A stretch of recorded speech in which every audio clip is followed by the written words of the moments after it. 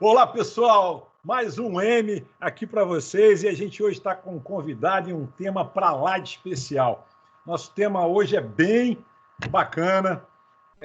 Vou dar uma entrada assim daqui a pouco no nosso convidado, mas antes, como sempre, nossos companheiros de programa, Márcio Escudeiro, Davi Baia, e aquela mensagem inicial, né, como manda o manual do YouTube, que a gente tem que dar aquela mensagem, por favor. Vocês me ajudem aí, Davi, diretamente de Portugal, cidade do Porto.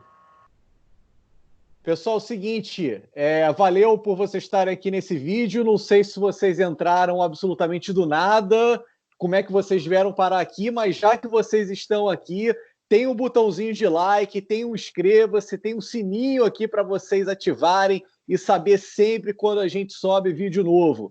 Então, a cada like vocês estão motivando a gente a fazer mais conteúdo e também ajudar a gente a convencer pessoas do mais alto garbo e elegância a participarem desse programa. Âncora, hoje nós temos um convidado diretamente de Harvard. O cara sabe tudo. Agora, me preocupa, porque parece que ele está de dentro de um bunker. Então, o cara aqui de Harvard, que sabe tudo, está dentro de um bunker, o que eu vou fazer com o meu otimismo, Âncora? Diga aí. Deixa só um minutinho, só te interromper, porque o nosso amigo Davi esqueceu de falar uma coisa muito importante, da nossa meta de likes. Você não lembrou disso, Davi? A gente tem uma meta de likes. A gente tem meta de likes. Tem uma meta de likes. A gente bateu 1 milhão de likes nesse programa, 1 milhão de likes. A gente vai chamar aqui o Donald Trump para explicar. Vai ter que bater a meta. Se não bater, a gente não vai chamar. Para explicar como é que vão ser aí os próximos dias, os próximos meses da economia americana. Beleza. Bom, agora que os dois colegas já deram a introdução, já deram as suas boas-vindas, o nosso convidado para lá de especial, o homem é professor, autor, executivo, empresário, já trabalhou na Microsoft, na Coca-Cola, na IBM, 30 anos de experiência, é formado em ciências contábeis, economia, mestre, doutor, pós-doutor em economia. O homem veio desde lá de Harvard e mais outras tantas coisas para a gente conversar. Meu grande amigo e muito, muito bacana, meu irmão querido, Marcelo Brum, professor Marcelo Brum. E para a gente aqui, Brum. Brum, seja bem-vindo. Muito obrigado, gente. Antes de mais nada, Sandro, queria agradecer, por estar aqui, presenças também tão ilustres, o Davi, o Márcio, agradecer de coração esse bate-papo, porque é uma oportunidade boa que a gente tem de trocar, não é bunker não, cara, é que eu tenho mania de ler, então os livros ajudam a gente a passar o tempo, tá? Mas é um bunkerzinho assim que, aqui eu estou no escritório aqui de casa, e se tem uma coisa que a gente gosta é de livro, e estamos aí, vamos tentar contribuir aí com o que a gente acha que sabe sobre economia, estratégia econômica. Estamos aí. Estou muito feliz pelo convite. Muito obrigado. Legal, Brum. Olha, eu vou aproveitar aqui, abre aspas. É possível que a ameaça do coronavírus eventualmente desapareça, como ocorreu com o vírus Ebola, Zika e com a síndrome respiratória aguda grave SARS. Nos últimos anos. No entanto, mesmo que isso aconteça, o próximo surto devastador, ainda sem nome, não é tanto uma questão de si, mas de quando. Fecha aspas, Marcelo Brum. Essa frase é do nosso convidado. Brum, eu já queria começar com essa frase aí que você publicou. Você acha que, de repente, de fato, o nosso assunto hoje é marketing também? A gente vai falar de marketing para empreendedorismo, entretenimento, mas o que vai permear o nosso programa hoje fortemente vai ser economia, lógico, e sempre propondo reflexões, análises, divagações, com muito conteúdo e bom humor. Então, Bruno, já começando, essa afirmação que você fez, você acha que a gente realmente está num período cíclico? Vai realmente, a partir de agora, as coisas começam, ou já vem vindo, com a história da humanidade, de tantos em tantos tempos, a gente tem um reset, digamos assim? A gente tem que voltar um pouquinho no tempo, voltar lá para a Baixa Idade Média, final do século XIV, século XV. Era feudalismo, capitalismo nem existia, pasmem. E aí aconteceu o quê? Peste negra. A peste negra, na Baixa Idade Média, é a primeira peste que devasta 3/4 da Europa, que era o mundo conhecido. Né? Mata, o feudalismo acaba por causa disso, surge a burguesia, vem o capitalismo, aí você vem. Febre amarela em século XVII, tifo em XVIII, varíola em XIX. Agora vamos para cá, século XX, você tem gripe espanhola, 17, 18 no Rio de Janeiro e no mundo. Depois você tem gripe suína, depois você tem H1N1. O mundo, de tempos em tempos, ele vai ter que experimentar uma pandemia. O problema do coronavírus é a globalização. Em 17, 18, quando você teve surto da gripe espanhola, contenção, a economia quase não foi afetada, morreu muita gente.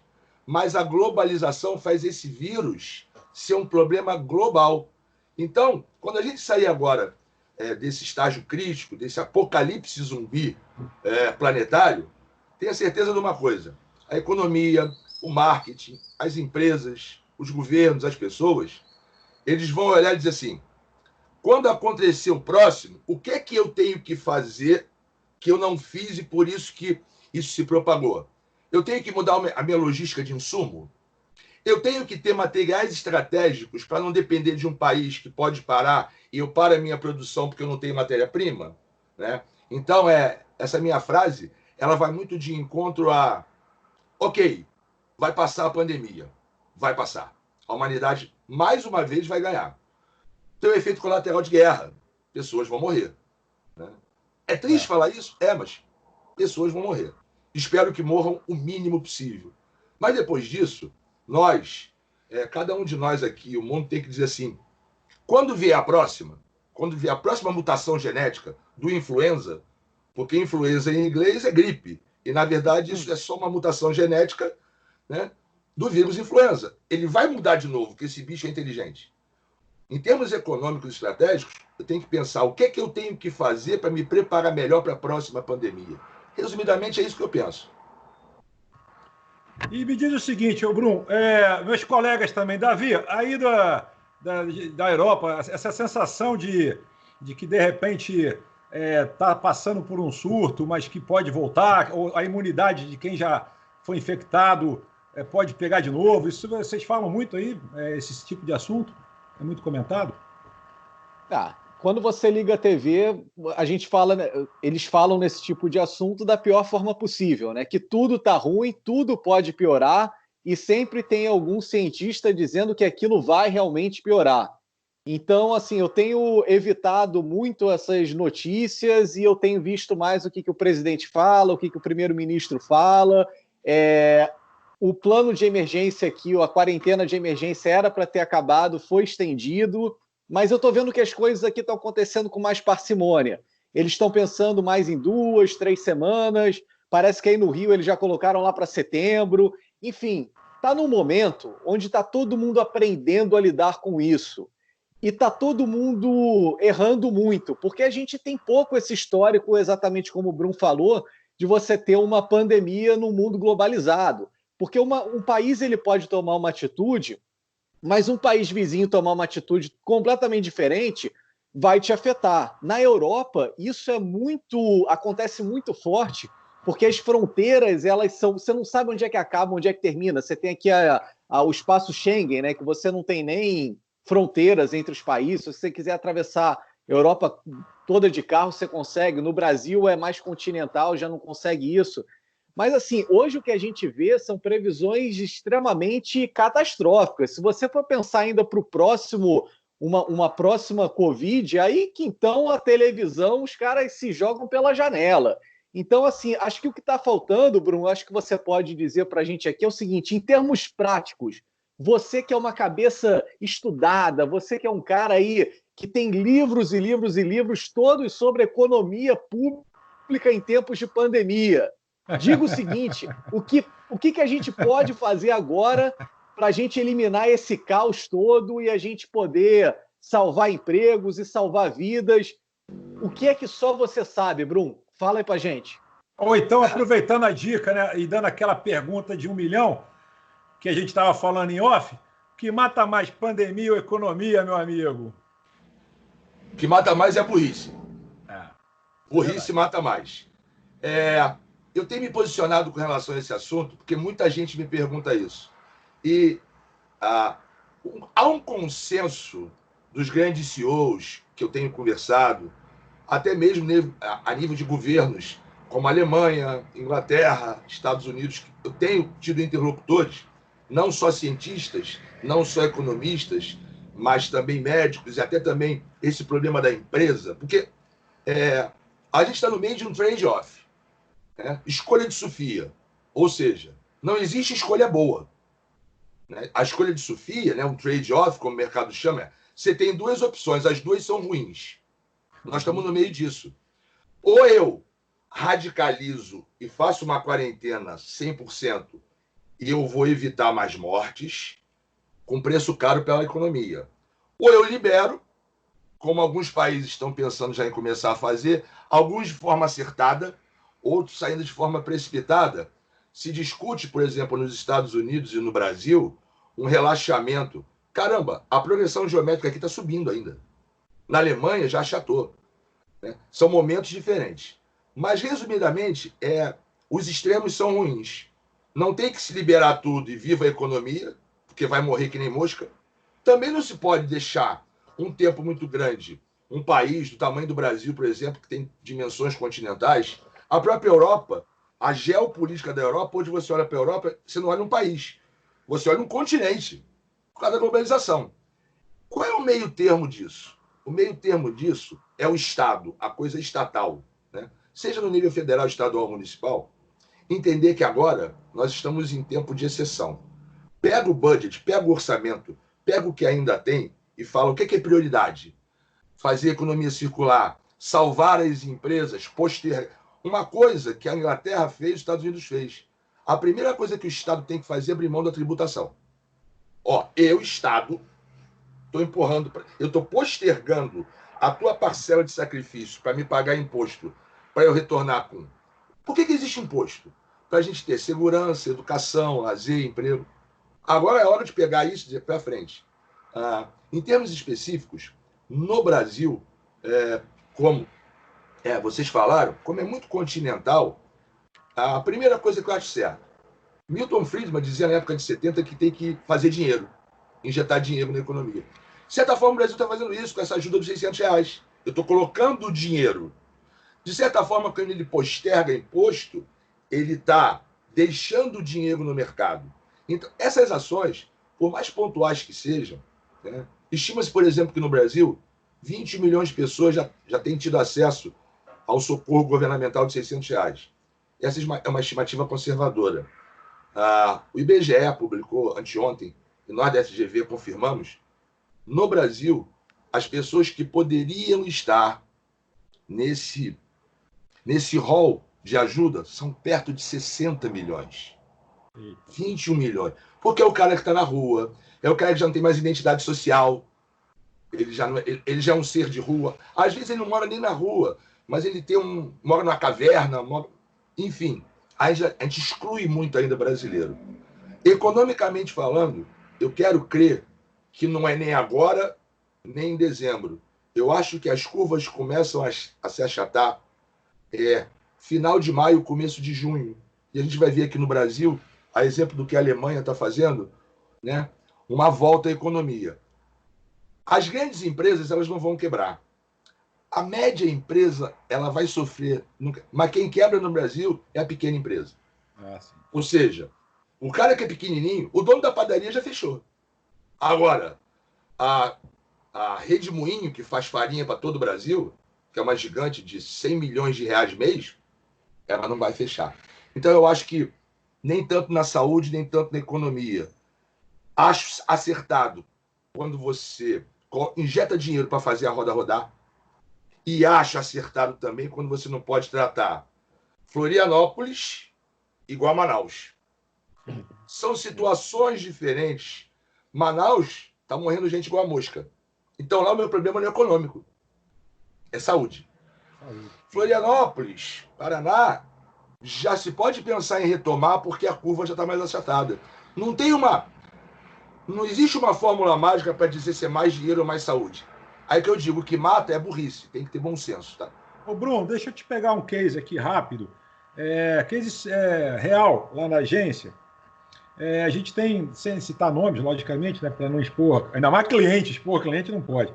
Mas, assim, falando em números redondos, a gente tem um cliente lá, um cliente que é do ramo de confecção, aliás, vários clientes do ramo de confecção, mas uma delas, assim, a gente tem, por exemplo, faturamento médio em torno de 10 mil, ticket médio, desculpa, em torno de 10 mil, faturamento mensal, algo em torno aproximado de 300 mil. Hoje, esse faturamento de 10 mil, esse ticket médio de 10 mil, ele é o faturamento dela semanal. Não é mais o ticket médio, é semanal. Quer dizer, ela ficou com um ticket médio hoje de 1.333, uma dízima periódica. Quer dizer, é complicado, né? A pessoa que tinha um ticket médio de 10 passar para R$1.000, é um faturamento de 300, passar para 10 mil mês, quer dizer, é um negócio assim para o pequeno, para o micro, para o pequeno, para o médio empreendedor, uma coisa sofrido, né? Uma coisa bem sofrida. Enfim, eu não tenho nem adjetivos para falar, mas é muito chato, é muito desagradável. A gente, por mais que a gente estimule, e de fato a gente está estimulando o digital e por aí vai e tal, mas, pô, fecha-se loja, tem que mandar embora equipes de vendas, tudo que envolve o estoque, enfim. É uma situação desagradável. Então, assim, para permanecer, e olha que é um exemplo, a gente poderia ficar o programa inteiro aqui citando exemplos, mas é um exemplo que é simbólico, porque está acontecendo basicamente com todo micro, pequeno e médio empreendedor. Então, assim, a gente, por mais que a gente esteja estimulando o digital, que está funcionando, e realmente a gente espera que a gente volte o quanto antes para o convívio, né? Mesmo que com máscara e tal, mas pelo amor de Deus. Mas assim, o digital está segurando, a gente conseguiu uma solução que é uma solução, muitos dizem, irreversível e tal, não sei o quê. Depende.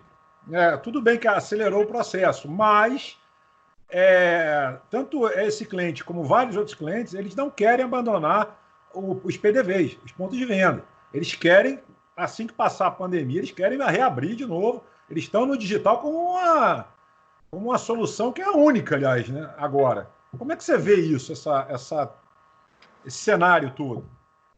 Olha só, eu tenho alguns clientes, Sandro sabe disso, Davi e Márcio também agora. Eu tenho clientes corporate, ou seja, eu tenho empresas que não são nem mais, a gente não chama nem mais de multinacional, são transnacionais. Sony Corporation está no mundo. Ela não é mais uma multi de muito. Ela está everywhere, ela está em tudo que é lugar. E eu tenho a Coca-Cola Company, eu tenho a Johnson & Johnson, eu tenho a Procter & Gamble, GM. Eu vou começar falando da grande, porque vai espelhar lá no que você está falando da confecção. Lembra de dezembro, novembro? Todo mundo fez estratégia para 2020. 2020 vai ser assim, a gente vai crescer, a gente vai abrir uma filial. Depois do carnaval, todos esses planos no mundo foram por água abaixo. Rasga tudo e vamos entender. Primeira coisa que acontece, hoje, o único planejamento que qualquer organização tem que ter, no meu ponto de vista, e é isso que a gente tem visto as grandes empresas, as grandes organizações fazerem, como é que eu sobrevivo? E esse pensamento estratégico, agora não tem plano. Você acha que tem plano? O McDonald's tem plano agora? Os hotéis têm plano? Não tem. O plano agora é, como é que eu sobrevivo? Tempos de guerra. O que o grande está fazendo? O grande. Aonde eu tenho custo? Não, mas aqui eu vou cortar na carne. Corta a mão para ficar com o braço. Não tem jeito. Eu acho que, concordando muito até com o que eu já ouvi Davi e Márcio falando em reuniões anteriores, em algum momento, pós-pandemia, o mundo não vai ser o mesmo. A gente não vai voltar para a era pré-histórica, a gente vai ficar na era digital. Tem negócio que pode se expandir presencialmente e também usar a tecnologia da informação. Tem negócio que não pode fazer isso, você vai ter que reinventar o negócio. Mas a dica que eu estou dando para o pequeno empresário hoje é, você tinha quantos funcionários? Aí eu tinha 20. pega 15, escolha de Sofia, lembra? Trade-off. Pega 15 num critério qualquer um, ou vários, fica só com quem é essencial. Quem é essencial? Essencial é o cara que faz a roupa e o cara que compra a linha, bota isso como se fosse num bunker, bota isso como se fosse um bunker e sobrevive. O problema que me preocupa não é cair o ticket médio para 1.000 ou para 500. O problema é, como é que eu mantenho esse ticket médio de 1.000? E aí, Sandro e colegas, a estratégia é a mesma para o Zé do Botequim ou para a Gillette.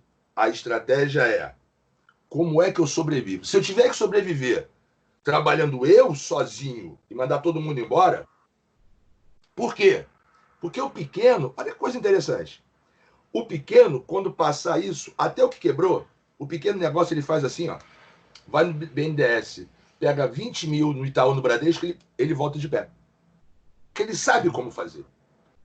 Imagina uma empresa do tamanho da Rede Globo. Se quebrar, nós vimos o Hotel Nacional fechar pela primeira vez. Sim, verdade. 5 mil. Foi o de Copacabana. Copacabana Palace. Copacabana Palace fechou. O Nacional estava fechado. Ou seja, quando um grande fecha, ele não abre. Porque ele precisa de um capital inicial, né, que é um impedimento para o novo negócio. Então, o pequeno agora, Sandro, respondendo a tua pergunta, o pequeno agora tem que dizer assim, tô doente, você tá com gangrena, corta o braço, cara. Pegou o braço inteiro, fica com o outro. Tira os 2 braços, se tiver que fechar fábrica, fabriqueta, loja, galpão em bom sucesso e trabalhar de casa para vender uma peça de roupa por dia, que se faça isso. Porque essa pessoa, ano que vem, ela fala, quebrei, fali. Mas vai ter linha de crédito do governo, já está tendo. Caixa Econômica Federal, etc. Sebrae. Eu sou tecelã, eu tenho uma pequena loja de confecção, quebrei. Preciso de 50 mil. Aqui juros, 0,01% ao ano. Isso é fácil, não custa muito dinheiro. O problema é se o médio e grande quebrar. Então, hoje, o governo... Por que o governo está liberando linha de crédito para microempresário? Porque esse cara se levanta rápido. Agora, tu já imaginou uma Fiat, que tem uma fábrica em Betim, que é minha cliente? Já deu férias coletivas para 18 mil funcionários. Ninguém está comprando carro. E aí faz o quê? Fecha. Sabe quando é que a Fiat vai abrir de novo se ela fechar em Betim?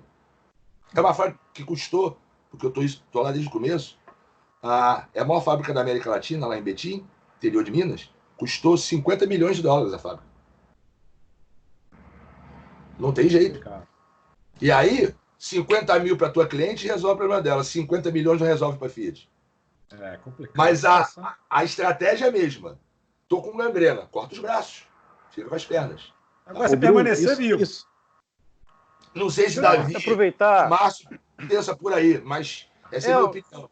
Eu queria aproveitar essa tua fala e a pergunta do Sandro. Eu estava conversando esses dias com alguns empresários, né? Alguns da cadeia produtiva, outros do mercado de exportação. E existe aí essa coisa da economia brasileira, que ela está sofrendo como toda a economia no mundo, né?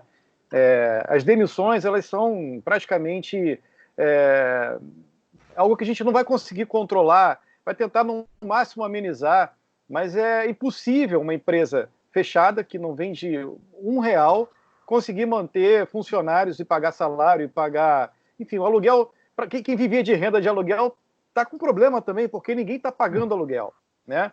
Então, imagina, é um problema muito complexo. Mas dentro dessa confusão toda, a gente falou de globalização, falou da nossa economia, da nossa indústria.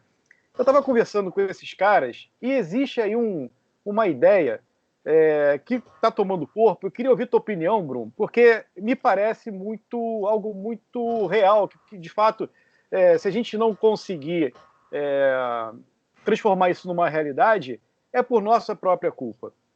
Existe um movimento, por conta dessa confusão com a China. A China é um país que hoje é um país aberto economicamente, né? Faz negócios com o mundo inteiro. mas existem uma série de diferenças culturais, enfim, também ideológicas, né, naquele país, que tornam a relação com a China uma relação complexa. Os Estados Unidos escolheu a China, em algum momento da história, para produzir praticamente tudo enfim, que sai da produção intelectual do americano. Quer dizer, o cara pensa o produto, mas por conta da mão de obra barata, começa a produzir lá na China. E acaba que é de lá que os produtos partem para o mundo, né? Existe agora, por causa dessa pandemia e dessas discussões em cima dessa situação, um movimento que começou pelo Japão, parte aconteceu na Alemanha também, e agora já há um discurso dos Estados Unidos do resgate dessa produção para os seus países, né? Só que a gente sabe que tanto o Japão quanto os Estados Unidos, para pegar só esses dois exemplos, o custo da mão de obra é muito alto. Embora exista uma industrialização absurda, o custo da mão de obra é muito, muito, muito mais alto do que é na China. E aí, essa não seria uma oportunidade para um país como o Brasil, que é ocidentalizado, é ocidental de fato, né? Mas assim, tem uma cultura ocidentalizada. O Japão é um país oriental, mas tem uma cultura ocidentalizada. Mas não tem o espaço e o custo da mão de obra é alto lá também. Atrair essa produção para cá, aproveitando agora, a gente tem vários desafios, né? A gente tem uma mão de obra melhor por causa do real desvalorizado, então nossa mão de obra, embora seja custosa com relação para a relação da empresa, porque o nosso trabalhador ele incide sobre ele uma série de impostos e tributos e tarifas, enfim. Mas será que não é uma oportunidade da gente atrair essa produção para cá, porque o nosso dinheiro é mais barato, né? O real, em relação ao dólar, é muito barato, e a gente está aqui do lado dos Estados Unidos, por exemplo, onde produz tudo lá na China. A gente tem aqui possibilidade, tem espaço para caramba. A gente tem um trabalhador que precisa se qualificar assim, mas a gente tem uma oferta de mão de obra aqui muito grande. Um país como o Canadá, por exemplo, importa mão de obra, não tem mão de obra qualificada lá também, porque não tem gente para isso. Agora, tem desafios. A gente tem uma infraestrutura muito ruim, a gente tem uma carga tributária maluca, principalmente um negócio que ninguém entende, como é que se faz conta para chegar a alguma conclusão aqui do que eu tenho que pagar de imposto, para não cometer nenhum tipo de erro. E a gente tem uma insegurança jurídica muito grande. Você acha que se a gente fizer um esforço agora, a gente pode capitalizar isso? Será que não é uma oportunidade para o Brasil aproveitar esse momento também e se transformar, e transformar a economia, e transformar o país? Olha só, vamos começar. Primeiro, China. Um dia eu vou ter tempo, coisa que eu não estou tendo hoje, e juro, já falei isso até para os meus amigos professores, para os empresários e para os meus alunos, né, de graduação, de pós, mestrado, doutorado. Um dia eu vou me dedicar a pensar a China, porque a China me dá um nó na cabeça muito grande. Ela é uma política muito fechada nos tempos do socialismo, talvez a única que exista, uma economia de mercado. Isso não cruza. Não tem teoria que explique isso. Eu sou um país vermelho, fechado, núcleo duro de poder, e ao mesmo tempo eu tenho economia de mercado. Não tem uma teoria econômica que explique isso, nem uma política. Então eu vou criar aí a teoria do Sandro, do Davi e do Márcio, neologismos da China. Então a China é um país complexo. Eu conheço a China, já nos meus tempos de executivo eu fiz negócio. O povo asiático é um povo difícil. O Japão é um país muito tradicional, cultura gestual, ele é milenar. A China, tu nunca sabe se ele está rindo para ou de você. A China bota no papel só o que ela quer, depois ela faz o que ela quiser. Mas isso fora a parte que é engraçada, isso realmente, como você falou, é complexo. Vamos lá. Estou ouvindo esse papo de América para os americanos. Olha, vamos retomar as empresas norte-americanas, porque o expertise é nosso. A gente só aproveita para fazer no teu país, porque a tua mão de obra é barata. Primeira coisa, não vai voltar para os Estados Unidos. Olha por quê. Porque para voltar para os Estados Unidos eu acharia ótimo. O Trump faz o seguinte, para ter competitividade, essa peça aqui que eu produzo na China tem que custar, o custo para mim tem que ser $1. Na China é $1. Se eu produzir nos Estados Unidos, vai ser 10. Tira 9 e me dá, governo. Governo norte-americano. Então, eles não vão voltar para sua casa. Japão e China, eles têm certas diferenças. A China, ela tem muita mão de obra não especializada. A base da pirâmide tem especializada, mas é importada. As grandes empresas, quando vão para lá, o diretor é sueco, o engenheiro de qualidade é norte-americano, e aí do supervisor para baixo é que é o chinês. Brasil. Tem um termo que não é novo, que vem lá da década do milagre econômico brasileiro, final de 60, começo de 70, chamado empresa nascente. O que é o termo empresa nascente do Brasil? É o governo, seja ele militar ou não. Isso aconteceu no governo dos militares, com a redemocratização. O primeiro cara que falou nisso foi um tal de Fernando Collor de Mello. Ele acertou na ideia, mas errou na dose. E a gente sabe que a diferença entre veneno e remédio é dose. Vamos lá. Os militares pensavam assim: precisamos fazer o Brasil crescer. Indústria nascente. A gente não tem indústria naval.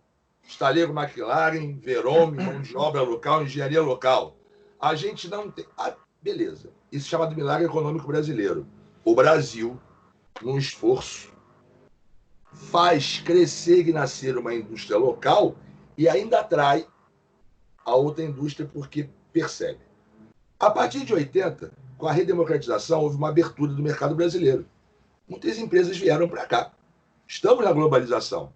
O problema é o seguinte: esse esforço aí que você fala, volta lá para o tema da indústria nascente. Venham aqui que eu quero um polo no Rio Grande do Sul, no interior de São Paulo. Eu posso até pensar em aptidões naturais dos vários estados brasileiros, como, por exemplo, a ideia outra, a Zona Franca de Manaus. Mas, enfim, sabe qual é o problema? O problema é um só. Eu tenho 30 anos brincando nesse playground. Eu não consigo explicar o escopo tributário brasileiro para nenhum estrangeiro. Eu não consigo. Vocês querem um exemplo? Aliás, os amigos que depois vão deixar lá os likes, os comentários, eu gostaria que alguém nos perguntasse isso mais profundamente. Ano passado eu tive que explicar para um grupo de empresários que representavam um fundo de investimento private equity. O que é isso? Uma montanha de dinheiro que quer fazer qualquer negócio no Brasil. O que a gente vai fazer? Não sei, mas eu tenho 100 bilhões para aplicar. Eu falei, olha só. Aí perguntou assim: ô Bruno, PIS é programa de interação social. Eu falei, é para poder você fazer os programas sociais do governo. O fim social também é para social. Quando a empresa é tributada de lucro real, tem um tal de contribuição social, que também é social. Mas o INSS, você tem cinco coisas por mesmo? Falei, não, se esqueceu, tem a sexta, que é a COFINS. Complicado. Acho a ideia de o Brasil pode ser competitivo e atrair essas empresas que querem um outro lugar que não seja a Tigrada Asiática para ter competitividade. Duas coisas no esforço. Isso não acontece no curto prazo. Infraestrutura. Nossas estradas.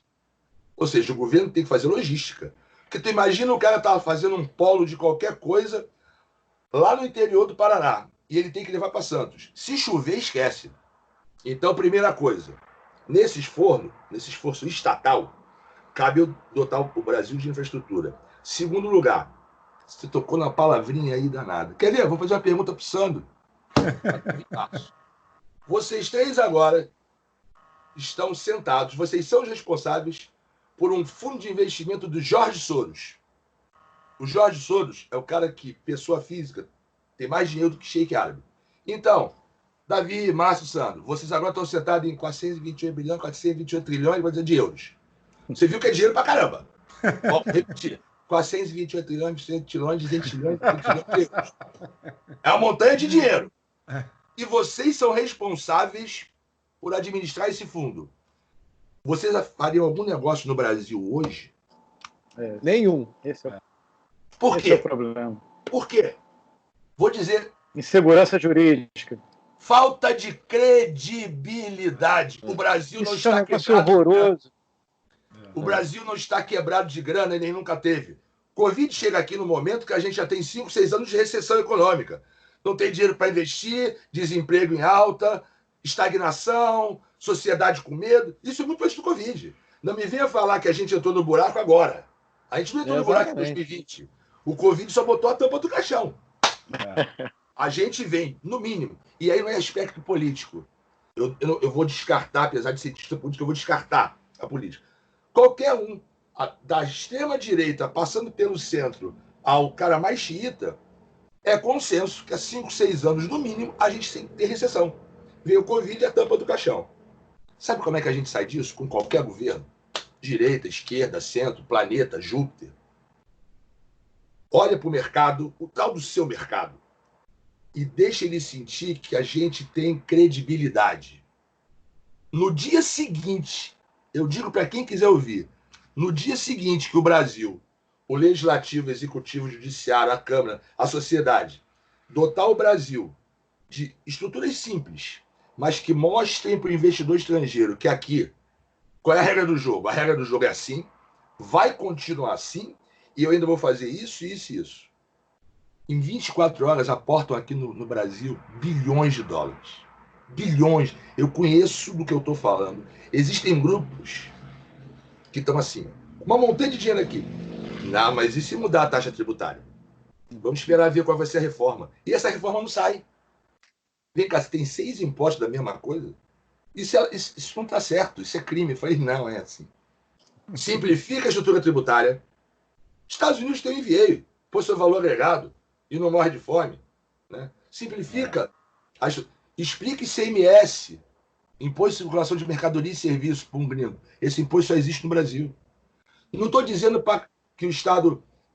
não vou dar uma de Keynes dizendo que o Estado tem que meter a mão em tudo. Mas, assim, também não sou neoliberal. Mas simplifica o negócio para todo mundo entender.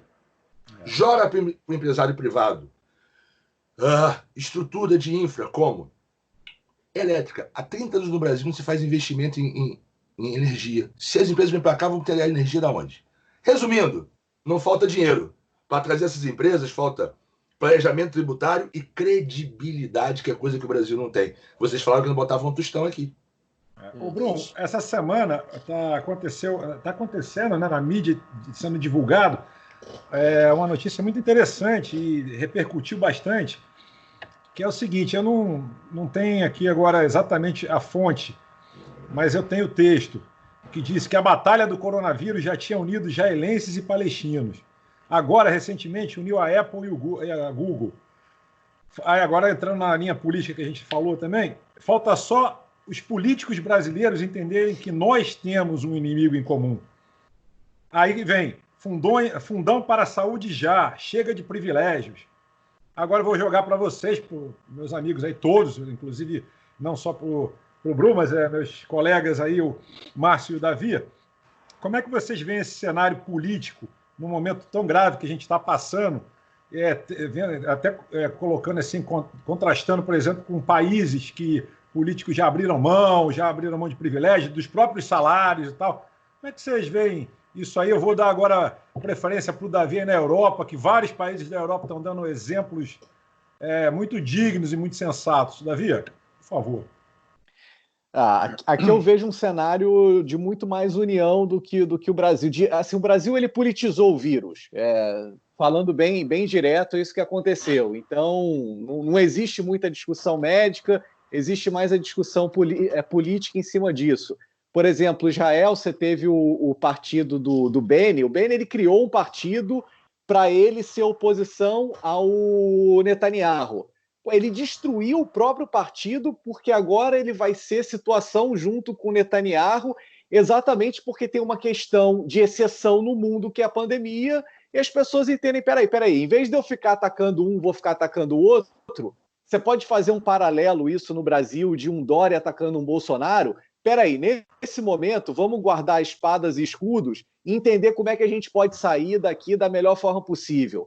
No Brasil, a gente não consegue nem tirar o fundão eleitoral. Então, assim, a discussão no Brasil está muito quarta série ainda e o mundo ele precisa se mexer. E aí é o seguinte, quem se mexer primeiro vai ser esse Brasil aí que o Márcio falou, de que vai captar os investimentos. O americano ele quer atrair os empregos de volta. O chinês ele vai querer ficar com esses empregos. Pode ser o Brasil o novo player do mercado. O novo player do mercado vai ser quem conseguir se mover mais rápido possível. Eu não vejo o Brasil unido o suficiente para conseguir se mover rápido dessa forma. Eu vejo o Brasil aquele elefante no meio da loja de cristais.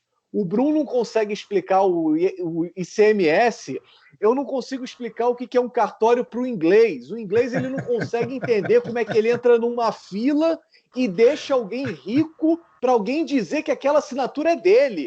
Ele até entende o conceito, mas ele não pode entender que isso é uma indústria que deixa coronéis ricos. Isso não é possível, isso, sabe? Isso daí não acontece. E aí, Bruno, o que eu queria te passar e passar para o Márcio também, que o Márcio está nos Estados Unidos, aí tomando drinks maravilhosos, com guarda-sol que saem, assim, lindos. Isso vocês podem falar colorido. melhor do que... Morrito. Maravilhosos, exatamente. Vocês podem falar, olha só, eu até anotei aqui para eu tentar ser mais accurate, né? Tentar ser mais aqui fiel ao número.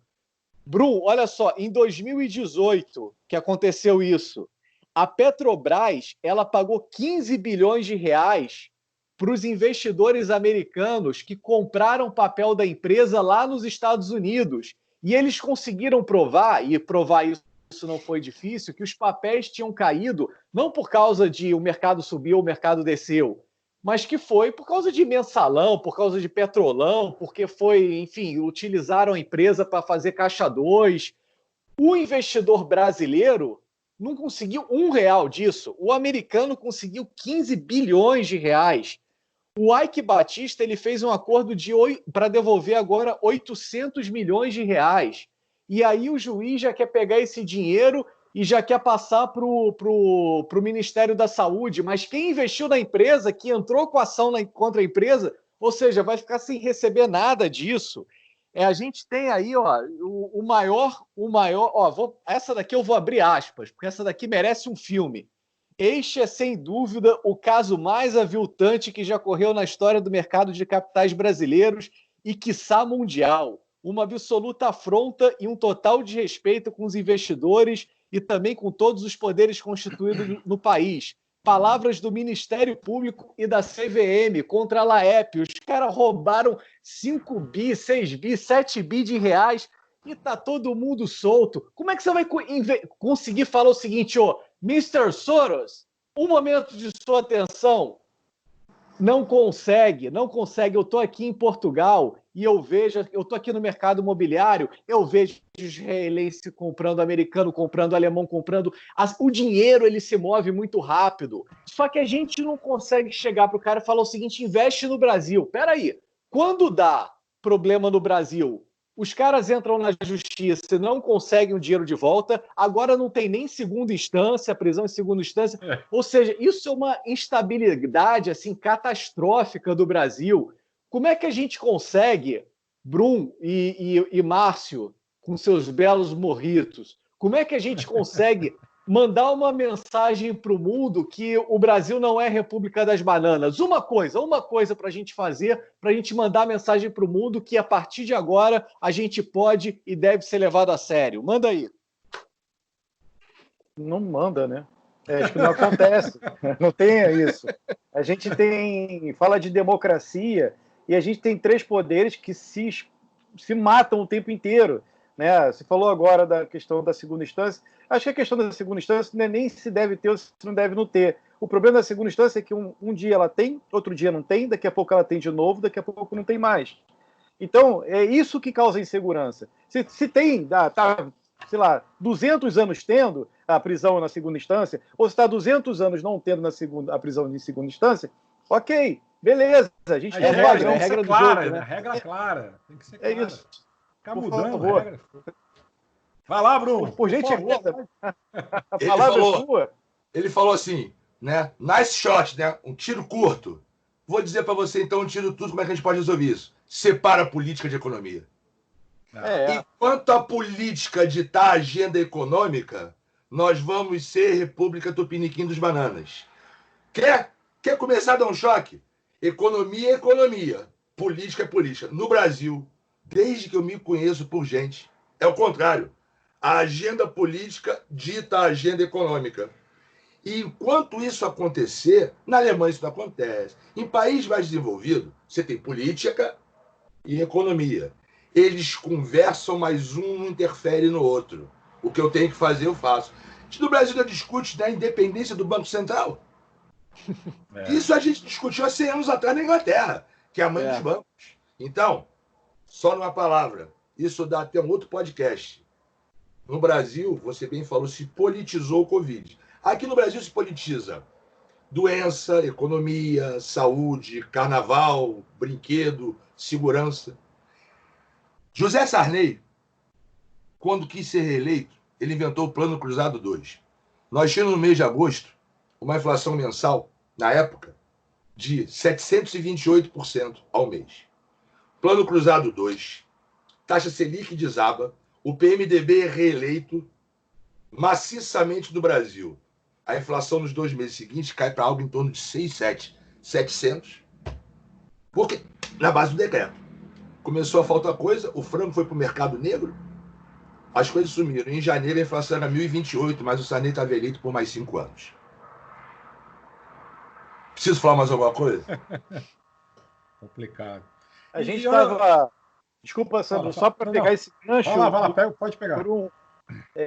A gente estava falando, há tempos atrás, de repensar o Pacto Federativo, né? Essa é uma das propostas do Guedes, o pré-pandemia. Existia assim, um consenso de que isso seria algo legal, porque dá mais poder aos estados, mas, ao mesmo tempo, você municiar o cara de recursos para que ele consiga exercer essas funções, esse poder, né?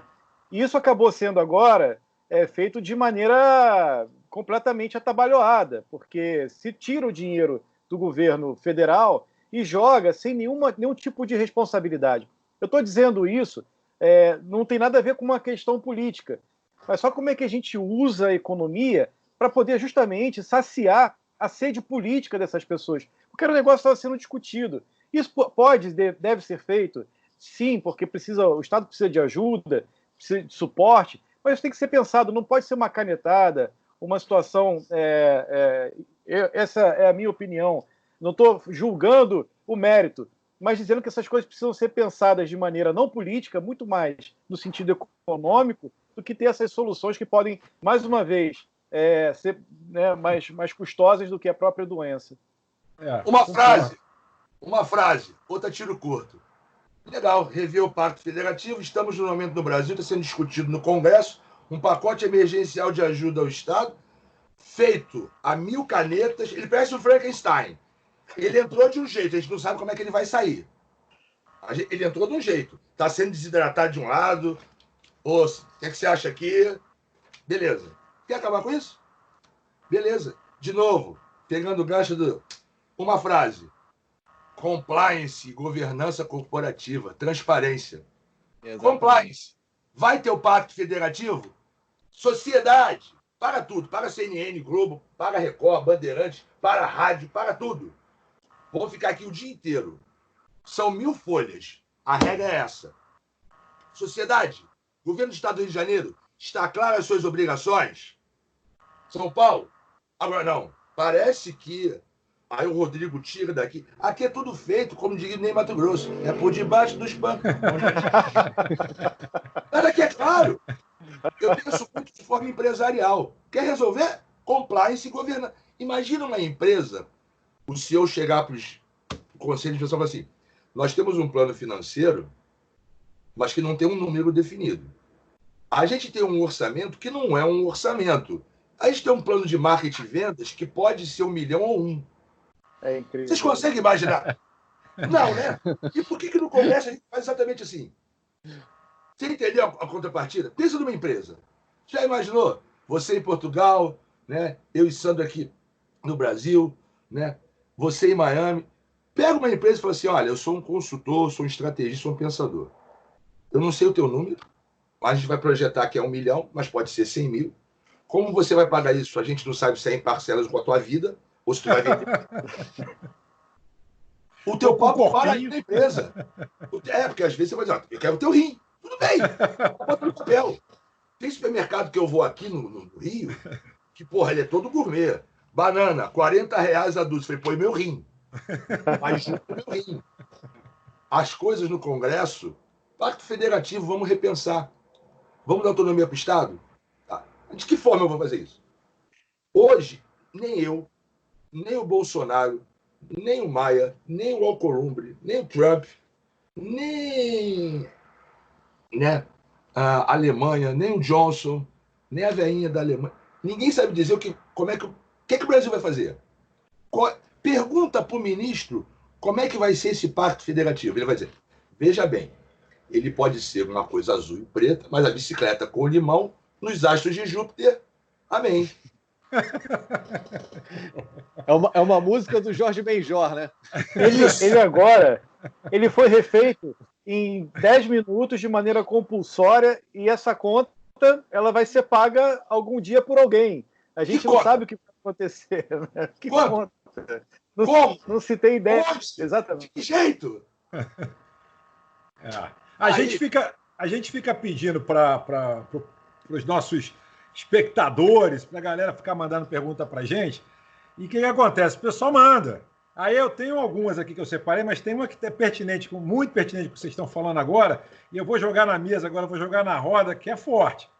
Essa aqui é o seguinte, você não se identificou, mas ela colocou da seguinte forma, vocês acreditam que o mundo vai continuar negociando com a China na mesma intensidade após a pandemia? O mundo quer comprar barato, as pessoas querem comprar essa camisa por... se puder comprar por 10 euros, por que vai pagar 20? Então, assim, existe uma coisa de moralidade que a gente está na pandemia, que eu espero muito que persista, mas eu acho que na economia real as pessoas vão ter algum comportamento. Lógico, é legal você entrar com essa cabeça de você comprar do pequeno, de você preferir comprar do pequeno, mas para isso a gente precisa melhores empregos, para isso a gente precisa uma melhor educação. Enfim, a gente está falando de coisas muito estruturais. Mas enquanto as pessoas falarem o seguinte, se eu posso comprar essa camisa por 10 euros em vez de 20 euros e não me interessa se está tendo trabalho escravo, a China, Bangladesh, sempre vai ganhar. Na hora que a gente vai pensar o seguinte, não, eu vou pagar 20 porque eu não aceito o lance, eu não vou mais fechar meu olho, aí Bangladesh, China e esses países saem da equação. De novo, tudo é nossa escolha, cara. A gente é o consumidor dessa bagaça, a gente que paga a conta.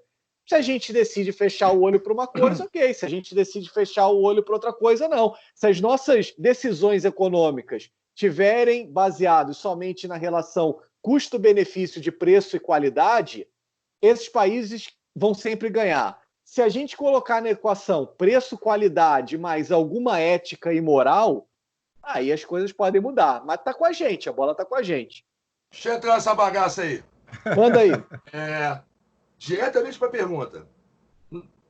Novembro, dezembro, em Wuhan, começa o coronavírus, esse troço se alastra, e a partir, né, de fevereiro e daí em diante, por causa da globalização, o mundo, as empresas, os governos, as sociedades falam: caramba, hein, China? Mais uma vez, eu tenho percebido, já tem reuniões executivas com gente das Big 10 do mundo, e eu tenho certeza que uma coisa vai acontecer com relação a pós-Covid China.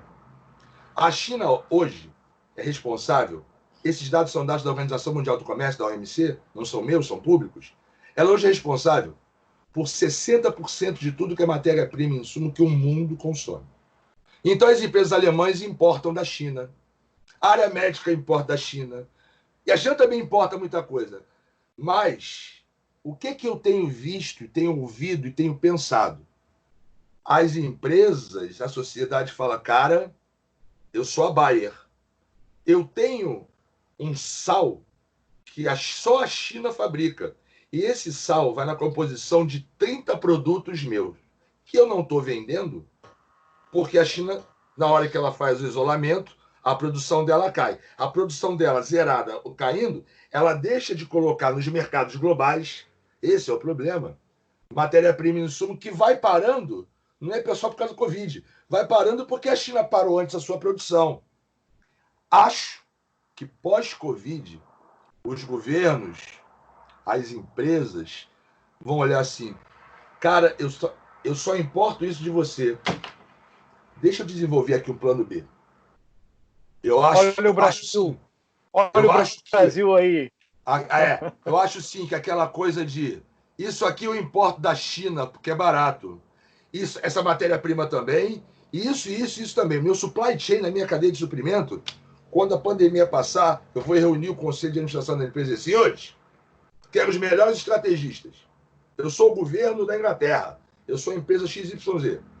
Eu tenho aqui uma lista que é 40% do nosso supply chain a gente só importa da China. Desenvolvam fornecedores alternativos. A que custo? Primeiro desenvolve fornecedor. Porque se a China parar, eu compro do cara. E aí eu levo o meu preço. Então, Sandro, respondendo a pergunta aí, né, que entrou em contato no seu canal, acho que vai ter uma mudança sim. A China vai perder aquela coisa de eu sou o teu único e principal parceiro. Ela vai continuar sendo o principal parceiro, mas não mais único. Quer saber o que vai acontecer já? Tem ouvido algumas empresas, pós-pandemia, alguns itens essenciais para a saúde, máscara, luva, remédio, o Ministério da Saúde já está fazendo planejamento para 2021 de bater em estoque. Por quê? Porque se não tiver, irmão, você não tem nada. Então, as coisas, a relação comercial da China com o mundo e do mundo com a China, ela vai continuar. Mas tenho certeza, Brasil vai desenvolver uma indústria nascente qualquer para dizer, se a China parar de novo, eu compro de Welelse. Se a China parar de novo, eu, Alemanha, não vou parar minha produção de bola de vôlei porque o plástico vem da China. Eu vou comprar no Brasil, no Chile, na Costa Rica, no Zimbábue, no inferno. Mas eu não vou comprar na China. Essa é a minha opinião, tá? E tenho visto a coisa seguir esse caminho. Não sei se vocês concordam. Eu acho que essa é a grande oportunidade que a gente tem. Mas a nossa maior dificuldade é que a gente conversou, enquanto os países europeus, né, que embora dentro do mesmo pensamento lá da comunidade europeia, da União Europeia, mas eles têm culturas diferentes, né? A França é completamente diferente da Alemanha, completamente diferente da Inglaterra, da Espanha, e Portugal, Itália, enfim. Aqui, povos diferentes, com culturas diferentes, pensamentos históricos diferentes, né, conseguem se unir em prol de um objetivo. Aqui, o mesmo povo, a mesma nação, né, tem o Congresso Nacional, os nossos três poderes não conseguem se entender. Né, nem sabe, é um negócio ridículo. Então, é tão fora da caixinha, é um pensamento tão pequeno, tão esquisito, tão estragado, que primitivo. São primatas. Quando eu vou a Brasília, eu falo, primata, homem primata. Eu olho para aquela primata, só falta arrastar a mãozinha. Primata.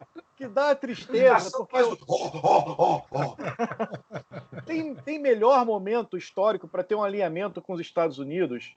Não tem, porque se existe esse pensamento lá, puta, eu tenho que tirar um pouco da produção da China e redistribuir. Então, a gente com esse alinhamento, será que não vale a pena investir no Brasil? Mas aí tem todos esses fatores aí que a gente conversou.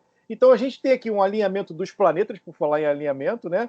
Assim, é um momento complicado, é um momento que vai gerar mudança. A gente talvez seja aí um ponto de escoamento para essa solução e a gente não consegue fazer o básico. Não consegue fazer o básico. Somos primatas. Exatamente primitivo. A nossa política, nossa cultura política são dos barões do café, né? Vai voltar para o ciclo do ouro, o ciclo da cana, é o baronato. Gente, semana passada eu vi o Sarney, eu falei, cara, o Sarney tá igual um Munhá. Eu era velho. Antigos espíritos. Ele parece um Munhá. E ele tá lá, cara. Né? É verdade. Nego morre de Covid, nego morre de velhice, e ele vai fazer 200 anos para honrar, cara. Então, enquanto a gente estiver nesse nível primitivo, não vamos sair disso que a gente está falando, galera. Não vamos. Olha, tem uma outra pergunta também que eu separei bem legal, que acho que é pertinente também, que é o seguinte: a pergunta é: o empresário que ainda tem um dinheiro o capital de giro. Hoje, qual seria a melhor aplicação para ele fazer? Pergunta de US$ 1,5 milhão. Essa não é nem de 1 milhão, é de 1,5 milhão. Essa é difícil. Se a pergunta é economia e pandemia, o que é que mata mais, já está difícil. A primeira pergunta que eu faria para ela é de que dinheiro a gente está falando. Por quê? Se você está falando que você tem dinheiro guardado, você tem, um exemplo, você tem 500 mil guardado, eu posso pensar em fazer uma aplicação conservadora em LTN, Letra do Tesouro Nacional, mais DI, porque eu vou ganhar a percentual de hoje com a Selic hoje baixa, eu vou ganhar 7,5% a 8% em um ano, o que convenhamos, é um percentual legal. Agora, se ele tem 100 milhões, né, 500 mil, se ele tem 100 milhões, né, o que eu faria era começar a pegar uma equipe boa de profissionais top e desenvolver a empresa do futuro. Eu não tenho certeza de que se quem tem 100 milhões está aqui assistindo a gente agora. Vai mais, por exemplo, de 500 mil aí. 10 milhões. 10 milhões. Tá bom. 10 milhões. Vamos usar, cara. Quando o Sol chegava, o alinhamento dos planetas, cara. Foi ele que falou, não fui eu. Nós estamos perto do segundo Sol. O problema é chegar perto de mais queima. Mas vamos lá, 10 milhões. Aí eu já não faria uma aplicação dessa forma, não. Eu recomendaria o seguinte: você tem 10 milhões, você tem 5 milhões. Hoje, Bruno, se chegar um cara e falar, cara, tá aqui, ó. Eu sou empresário, mas quebrei. Eu sou padeiro, sou químico, sou do marketing. Marketing não quebra, que marketing é povo inteligente. Mas tá aqui, eu tenho 10 milhões. Sabe o que eu faria? Eu investiria em uma empresa ou em alguma estrutura da próxima geração de tecnologia da informação, BI, Cloud Computing, inteligência quântica. Eu desenvolveria uma startup para responder o futuro da tecnologia da informação, porque pós-Covid, esse troço todo vai mudar também. O que hoje é protótipo, eu estava vendo com o pessoal da Microsoft, o que hoje é protótipo do primeiro chip quântico, que ainda é 0 e 1, é um barato de física, é teoria do caos, é projeto. Vai sair do papel com a Cisco em 2021, informação privilegiada. Em 2021, a Cisco e a Microsoft, eles vão se unir para começar a produzir computadores em escala fora da teoria binária, 0 e 1, e fazer processador quântico. O único desafio que eles têm ainda é que esse cara esquenta muito. E eles estão procurando empresas para fazer resfriamento. Inclusive, se fala um sistema de refrigeração, né, com gás. Tá? Então, você vai ter lá Mas isso vai sair do papel. Imaginem daqui a 3 anos, eu, o Sandro, o Davi, o Márcio, a gente está vendendo com exclusividade para toda a América Latina um computador que já não é 0 e 1, ele é quântico. Ele faz 1 bilhão de vezes contas mais rápido. 10 milhões que a gente investiu, aí sim a gente vai ser milionário. Aí a gente vai passar por 100 milhões cada um aqui individual. Então, se é pouco dinheiro, hoje, você investe em alguma coisa que vai te permitir não perder. 50 mil, 60 mil, bota lá. Dinheiro médio e grande, se você pode, tem teu lastro aqui para você sobreviver, investe numa empresa que ainda não existe. Investe numa coisa que pega os caras, engenheiro de software, matemática, sei lá, pega a gente de alguma área de TI e começa a montar pequenininho uma empresa para oferecer um produto e serviço que hoje é só teórico. É dinheiro certo. Porque é um negócio novo. Nesse modelo de marketing aí, que vocês são não tem mais muito espaço para o negócio antigo. O negócio antigo, ele é antigo. Alfaiataria. Vai morrer de fome. Alguém aqui vai mais alfaiate? A rainha da Inglaterra também não vai. Ele que vai para a Ele que vai lá. O Charles. Né? Alfaiataria não existe mais. Costureira. Entregador. Sapataria também. Sapataria. Ou seja, são negócios que não são mais viáveis. E o Sandro fala muito disso. TI. Pós-pandemia, as pessoas vão até para o presencial. Mas a TI vai ficar lá. E cada vez mais. Né? E eu faria isso. Eu não tenho. Se eu tivesse grana, com certeza, o marketing deixava com vocês e ia pegar uns caras bons aí para fazer uma empresa de alguma coisa que não existe. Ô, Bruno, Já que você está falando de informação privilegiada, um assunto aqui entre nós três aqui, vamos lá. Em 2008, foi muito simbólico quando o Lehman Brothers quebrou. Você tinha crise, ninguém sabia o que fazer, mas quando eles quebraram, eles mandaram uma mensagem para o mercado de, opa, peraí, tem gente grande que está quebrando. E quando gente grande quebra, caramba, é aquele efeito barata voa no mercado. Eu estava conversando com um camarada meu que ele trabalha no financeiro da Adidas. E ele estava tentando me convencer de que a Adidas não estava quebrada, porque eles pegaram 3 bi, acho que 3 bi de euros, esse é um valor astronômico agora, para fazer fluxo de caixa. Eu falei, caramba, mas 3 bi de euros para fazer fluxo de caixa? Eita, Lelê, eu falei, bom, tá bom, né? Pegaram aonde? Deutsche Bank? Alguns juros? Não, eles pegaram direto do governo alemão. Falei, opa, peraí, cara que pega dinheiro direto do governo alemão, isso é socorro estatal. Então, assim, eu acho que já tem uma luz amarela na economia. E você, como é um cara de informações privilegiadas, é o seguinte, quem é o Lehman Brothers de hoje? Quem é a empresa que vai jogar a toalha e que pode quebrar? E que dá esse efeito simbólico para 10 anos na frente as pessoas falaram, ó, tinha um negócio lá do Covid, mas quando essa empresa quebrou, aí que começou tudo. Quem é essa empresa? Tem algumas coisas, né? 2008, crise imobiliária, Estados Unidos começa a dar crédito para a população de classe média e baixa renda, neguinho se endivida em banco, economia cai. Quando o cara não tem dinheiro, ele não vai pagar a hipoteca do banco, ele vai comprar comida para dentro de casa. Aliás, em 2008, quando essa crise acontece, que ela quebra a empresa de auditoria, a Ernst Young que quebrou, o Lehman Brothers quebrou, e aí, falando de ajuda estatal, o governo falou, cara, já quebrou o Lehman Brothers, vai quebrar um monte de empresa aqui, peraí. Ele vai e injeta dinheiro, ajuda estatal para não quebrar. A gente tinha muito medo da Petrobras. Hoje, olhando os últimos 2, 3 balanços, ela está no rumo certo.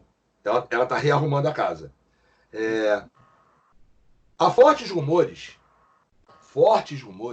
no mercado de gente séria, mas gente que, é claro, é rumor, porque não fala isso nem em público, mas especula-se.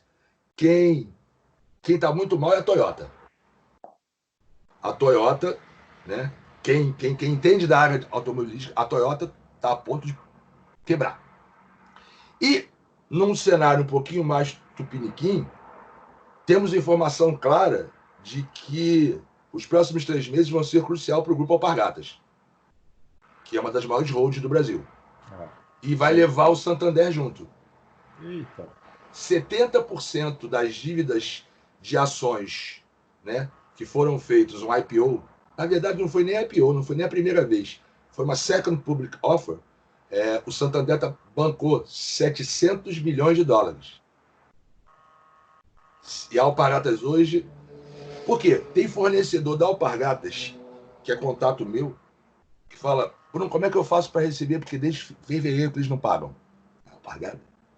Mas o que é que... Falam lá que eles estão redimensionando o fluxo de caixa. Mãozinho, redimensionar o fluxo de caixa, pegar 3 bi do governo, isso é ajuda estatal. Então, assim, podemos ter... Vai quebrar gente. Eu só espero que não quebre gente que mude o panorama do mundo. Bruno, você é insensível. Cara, o seu Zezinho vai quebrar. A Mariazinha vai quebrar. Mas eles se recuperam rápido. Lehman Brothers nunca mais. Toyota nunca mais. Ou seja, você me pediu, né, tsunami grande. Tsunami grande é isso que... o companheiro, você vai de marolinha, não, cara. Eu tenho 5 perfil. Aqui, companheiro, vai ser só marolinha. Tô aqui com o nosso companheiro Gil, o negócio do tri, pé do tri. Daquele negócio de 3. Pode de marolinha, é outra parada. Olha só, é clichê a frase que toda crise gera oportunidade, mas isso vem na capa da Isto é Dinheiro dessa semana, a capa que diz isolamento que dá lucro. Por trás de toda a paralisia de economia, há negócio, empresa que aceleram vendas e que aproveitam o momento. É outra visão nossa, que a gente está agora apocalíptico, mas indo para uma visão um pouco mais, digamos, otimista, a gente de fato também tem esse lado das oportunidades, né? Tem o lado por exemplo, o pessoal como eu trabalho nessa área do digital, a gente teve uma demanda maior. A gente tem uma demanda maior agora em função desse corre-corre para o digital.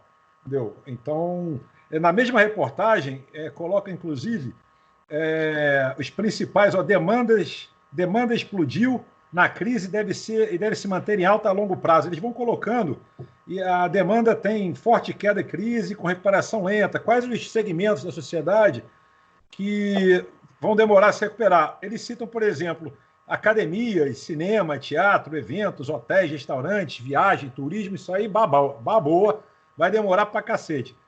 E eles falam aqui que o que está agora explodindo na crise, que está bombando, são ensino à distância, entretenimento online, ferramentas para trabalho remoto, nutrição e saúde, telemedicina e plano de saúde e seguro de vida.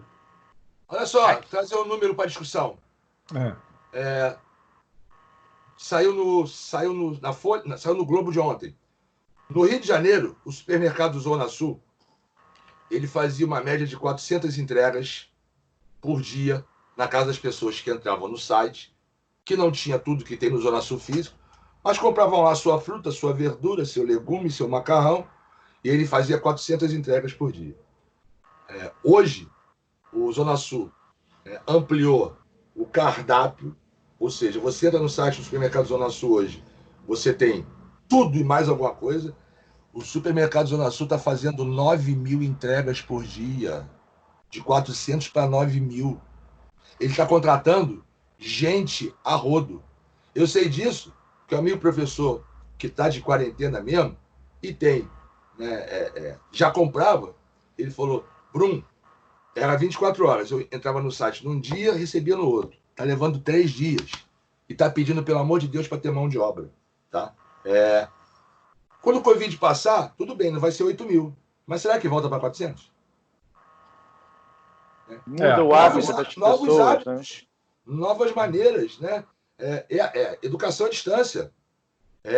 Não sei como é que está isso nos Estados Unidos e na Europa, mas eu faço parte, por exemplo, eu sou professor, a maioria dos alunos, principalmente os alunos jovens, a gente está usando, por exemplo, na Estácio, o Microsoft Teams, né? Que é uma ferramenta que todo mundo está usando. Né, Sandro? Tem que saber usar, configurar. A gente vai tentar fazer um programa no Teams. Sandro? É que deu ruim algumas vezes que a gente tentou aqui. De bola. E o que a gente percebe, nós vamos para a 5ª semana de aula, que não é EAD. Aí que está o produto novo. EAD é gravado. Não é presencial. Mas a gente está online com um cara. Né? Amanhã eu dou aula às 19 horas, da disciplina que eu já esqueci qual, na Estácio Campus Tom Jobim. Eu vou estar aqui nesse mesmo lugar, no bunker. Gostei. A percepção dos alunos é a seguinte: os mais jovens, quero continuar isso, dessa forma. Os alunos de 20, 21, 22 estão adorando, estão batendo palma de pé. Os alunos de 40, 50, 60, eu sinto falta do professor. Aí eu pergunto para vocês, primeiro, como é que está esse negócio do ensino, desde o maternal ao fundamental e até o superior na Europa e nos Estados Unidos? E uma outra coisa, vocês acham que grandes grupos, como o Grupo Laureate International, como o Grupo Estácio, o Grupo C, eles vão olhar para a estrutura de cursos dele e dizer, para que eu tenho 300 salas de aula, 400 data shows, 500 computadores, 30 pessoas, papel, toalha, luz, água. Se eu boto o cara de casa, ele vai dar a mesma produtividade. Acho que outro negócio que não tem muita volta. Como é que está isso na Europa e nos Estados Unidos? Eu vou só pegar esse teu gancho para ampliar um pouquinho isso que você disse. Conversando com alguns amigos empresários, eu vou dizer para você uma coisa que eu fiquei... me surpreendeu num sentido, no outro não. Mas é que esse pensamento que a gente está colocando aqui, aplicando no sistema educacional, ele se aplica também às empresas. Porque com o funcionário fora das empresas, ele também economiza luz, ele também economiza insumo, papel, etc, etc, etc. E essas empresas, eu estou dizendo que essa é a parte que me surpreendeu, elas não perderam produtividade.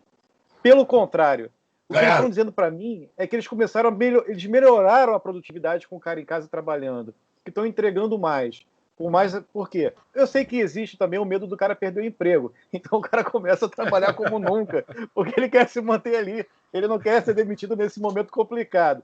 Mas é uma percepção que a gente projetar isso aí para o futuro, por que o cara vai ter uma estrutura gigantesca se ele pode manter o funcionário na casa dele, talvez para o funcionário seja até algo bacana, né? Porque está ali no convívio com a família, ele destaca ali um pedacinho do tempo para trabalhar como faria lá, mas não tem o deslocamento, o cara, pô, no Rio de Janeiro, em São Paulo, você fica 2 horas no trânsito para poder chegar no trabalho.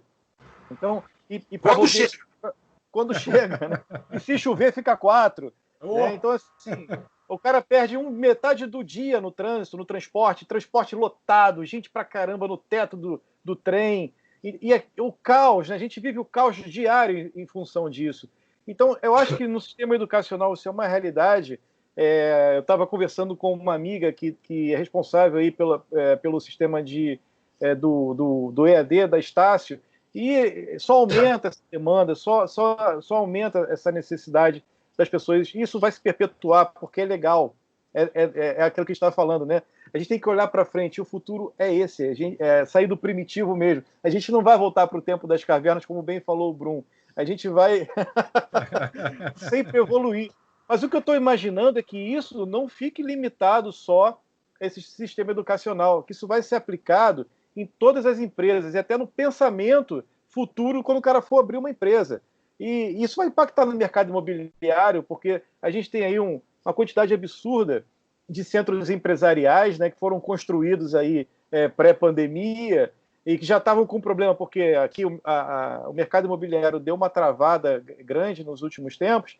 Então, como é que vai escoar essa história? Porque as pessoas vão, sei lá, repensar e as oportunidades também surgem, né? O cara que fizer um projeto agora para um prédio residencial, talvez tenha que pensar num mini office dentro desse cenário aí.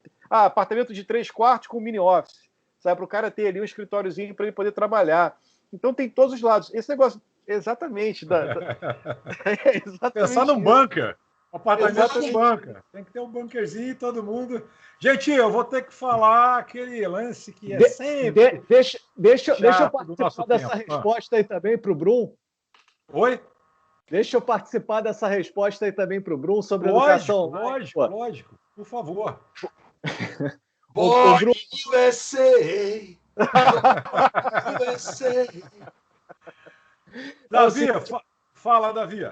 Como eu tive uma startup de educação à distância, então eu vivi muito a crise e a oportunidade dessa questão de educação online muito visceralmente.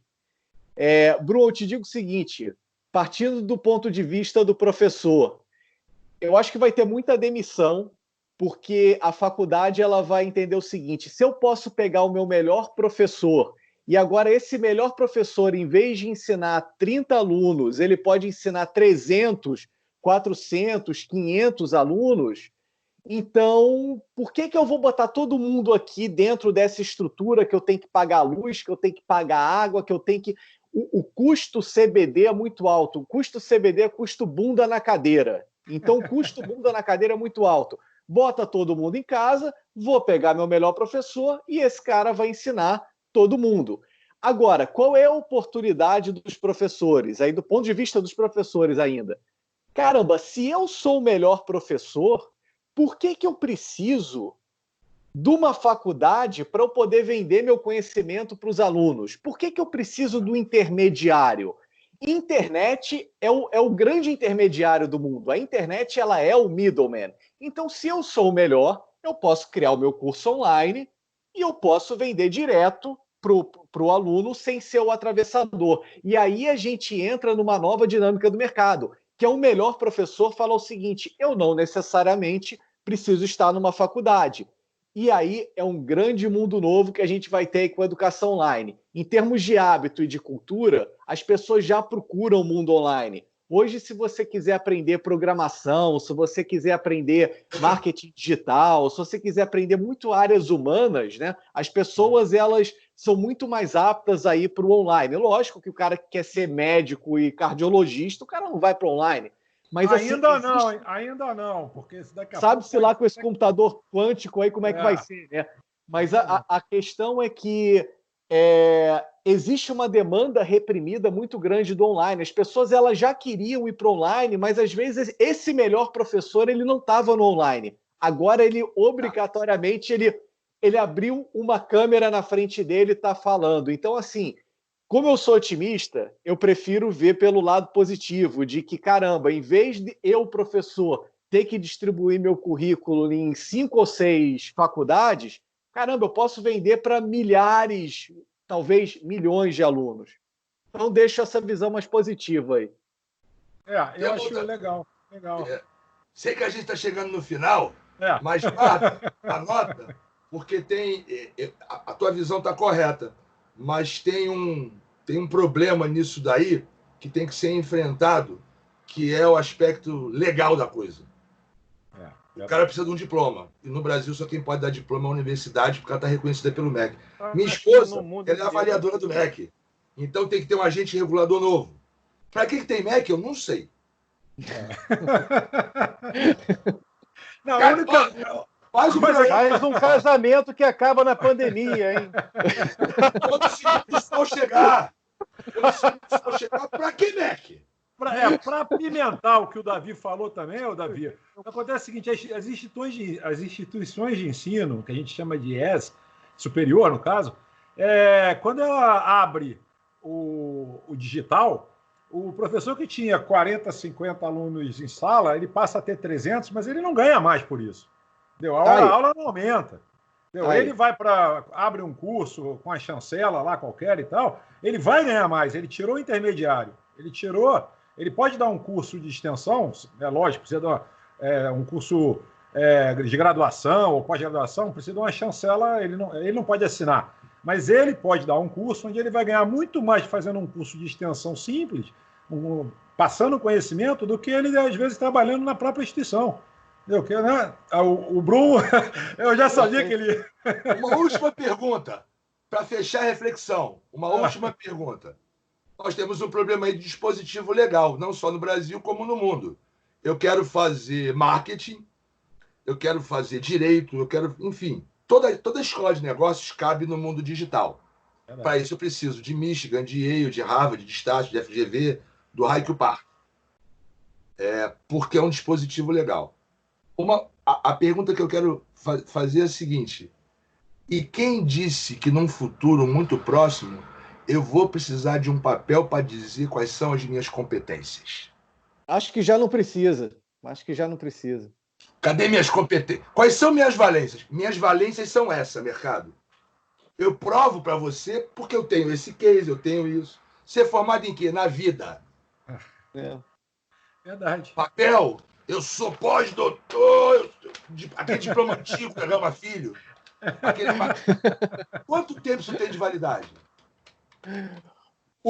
O diploma já parecia antigo, né? Ele já vinha meio amarelado, assim, né? Para ter uma coisa mais tradicional. E a gente está discutindo um momento histórico, né? Um momento da pandemia. Quer dizer, aquilo que você aprendeu pré-pandemia vai servir para pós-pandemia só nesse momento breve. Você imagina um cara que se formou, sei lá, 40 anos atrás, se ele não se atualizar, se ele não viver essas constantes mudanças que o mundo vem passando, né? Gente, eu vou ter que interromper vocês. Vocês não param, a gente estourou o tempo, já tem 20 minutos, o programa está 1h30 praticamente. Eu vou ter que interromper, até porque a gente tem que aproveitar esse gostinho de quero mais para trazer o Bruno mais vezes.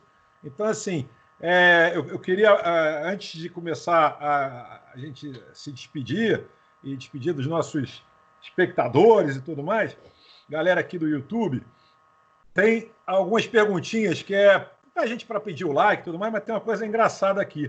Tem uma senhora que botou aqui, perguntou no último programa, não sei aonde fica esse sininho para dar like nos programas. É ali. É aqui embaixo, né? A gente aparece. Aqui embaixo. Aqui. É porque eu não sei onde é que eu estou no vídeo. Eu também não, do lado direito ou do lado esquerdo. Tem um sininho aí. O sininho é o seguinte, é o terceiro livro verde atrás do Brum. Clica lá. Outra pergunta aqui, com qual frequência? Qual será a frequência do programa? Vocês precisam divulgar mais isso, senão a gente fica perdida. E outra final aqui, como faço para participar do difícil programa? do que aquela da economia que a gente O que mais mata, né? Não, olha só, o programa, a gente pensou no programa para ser uma vez na semana. Na pandemia, a gente resolveu acelerar isso e estamos diário. Mas a resposta, acho que é mais autêntica para você, que quer saber qual vai ser a frequência do programa, é o seguinte: depende do teu like e do teu comentário. É verdade. Depende do teu like e do teu comentário. Você comenta e você dá o like, você motiva a gente. Porque a gente pode te falar até amanhã ou até nunca mais. Tudo depende de você. E não gostou, bota para baixo lá, dá o dislike, para a gente saber que a gente tem que parar com isso aqui também. Depois perde tempo, ninguém está gostando. Exatamente. Boa. Muito bom. Olha, agora eu vou realmente agradecer. O primeiro programa que a gente estoura tanto assim. Mas culpa foi minha. Joga a culpa no Bruno. Eu continuaria. Você vai voltar, Bruno, porque eu continuaria. Várias questões aqui para discutir. Já está convidado para um próximo. A gente vai fazer breve, que inclusive vamos aproveitar a quarentena para fazer rapidamente com o Bruno, não é, pessoal? Âncora. É o seguinte, as pessoas ficaram 1h30 vendo um jogo de futebol que aconteceu há 20 anos atrás do Brasil. Pô, essa 1h30 cheia de insight, cheia de conhecimento aqui com o Brum. Pô, isso daqui é que é legal, cara. Concordo. De forma divertida. É isso. Gente, mas eu preciso realmente, agora a gente precisa tomar o caminho da roça, porque senão fica muito extenso. Eu queria agradecer meus amigos, queria agradecer grande irmãozinho Marcelo Brum, um cara que eu tenho maior consideração, maior respeito, ele sabe disso. A gente se conheceu numa instituição de ensino. Pô, na sala dos professores, eu falei, esse cara é maluco, eu gosto de gente maluca, inteligente, bacana. A gente desenvolveu uma amizade muito bacana. Eu queria mandar um abraço, de coração, Brum, você é irmão mesmo, irmão bacana. Eu vou pedir licença, Sandro, mas é que eu tenho que falar isso. Esse é um dos efeitos colaterais da gente ter o ensino à distância, né? Você nunca teria conhecido o Brum, é verdade, porque não teria esse convívio. Não ia ter sala de professores. Exatamente. Então, gente, muito obrigado. Valeu mesmo pela participação de vocês. Obrigado, Davi, nosso correspondente internacional aí da Europa. Márcio Escudeiro, no outro extremo, nos Estados Unidos, aqui foi pego na pandemia aqui no Brasil. E, Brum, valeu mesmo. Você, breve, por favor, fica aqui já o compromisso de voltar, hein? Foi muito bom, gente. Foi muito bom. Gostei muito. Muito obrigado pelo espaço e pelas risadas. Valeu, pessoal. A gente se vê até o próximo. Um abraço. Tchau. Abraço.